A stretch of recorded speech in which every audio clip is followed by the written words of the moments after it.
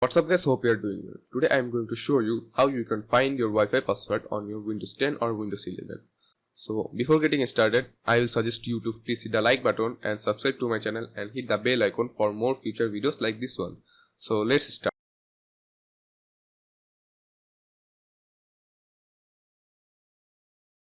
So at first you have to do it, just go to your search button and search here for view network connection. View network connection. Here you can see view network connection. Just double click on it and then just double click on this Wi-Fi. You can see your Wi-Fi name and your Wi-Fi. Just double click on it.